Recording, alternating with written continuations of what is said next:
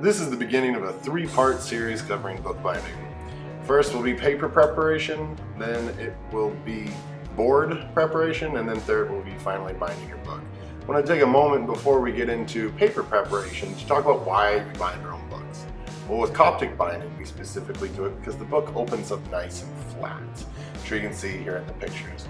Opens up very flat, very even, and look nice too.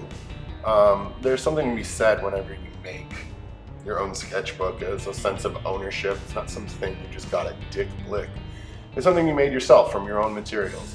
Plus you can start getting pretty creative the further you go. Back there was a book printed with clay as the covers. These have fur, like fake fur on it. You can turn fabric and clay into book boards. You just kind of have to be a little imaginative. So the idea here is we do it not because we have to, but because it's dope. This book had 52 signatures in it. It took me a long time, but it was awesome. This book told the story of God's Self, which was from my Master of Fine Arts exhibition. I made 30-something small 8x10 woodcut prints. Did all this work, it was so beautiful. And then it flooded and the whole book got stained. And you know what? It's fine. It's like a little document of the past. Now, what we need to focus on with this book, I can talk about the specifics in the description below, but we're working on a 6x9 inch book here, so that means you're gonna need 12-inch by 9-inch paper. We're gonna fold that in half.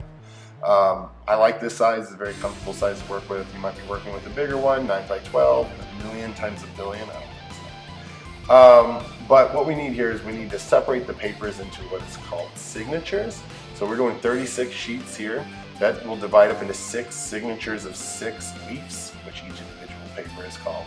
The reason they do that is so it has a nice little collection of them. You'll see what it looks like. When you see what it looks like, you'll go, oh yeah, that's a book. And that's really all we need. Now, I'm using my fingernail with this, and that's my preferred way. Some people don't like that. They like using what's called a bone folder. We'll get into that here shortly. Now, a bone folder, of course, is not made of actual bone because I'm not that fancy.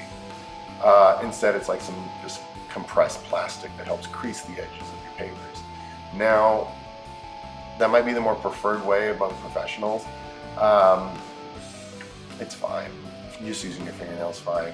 Unless you have like a new manicure or something where it might smear, that's the only time it might be an issue. So, you're fine.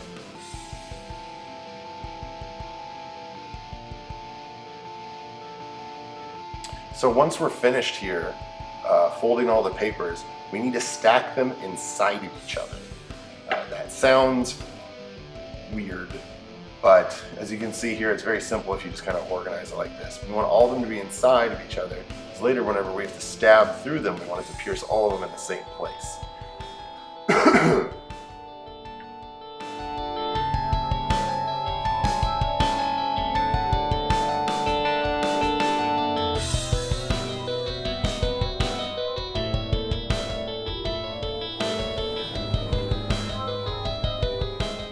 You get used to paper really quickly with all this. So you're going to be using it a lot.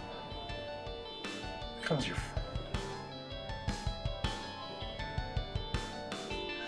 Alright, now with hole marking, you're going to take your paper and you're going to arrange it in a way like this. So the idea is you need to have, there's only really 3 holes that you necessarily need.